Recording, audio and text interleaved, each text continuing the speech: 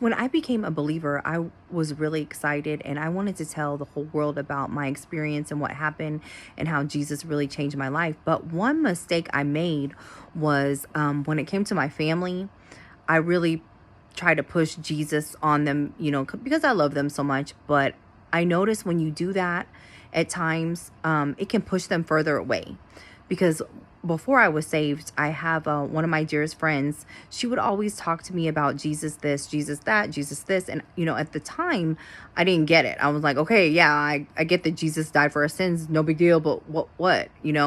Because at that time, I didn't have the revelation of really who he was. And, his, I knew about him, but I didn't, you know what I mean? And I didn't care at that point.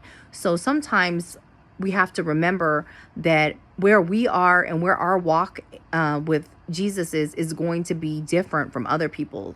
And sometimes we can't force Jesus on other people as well, because that could turn them away and the outcome could be worse than it was.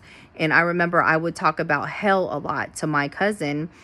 And and now I can laugh about it now, but I wish I wouldn't have approached it like that.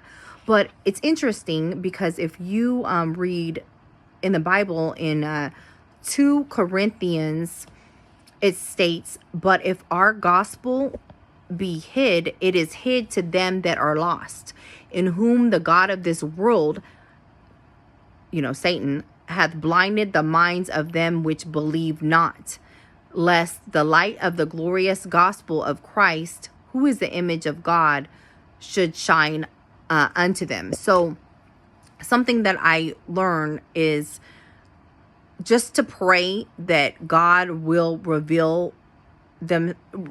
Okay, just to pray that God will reveal himself to those that are lost, like our family and friends, so God will give them eyes to see and ears to hear the gospel. That would be a good one.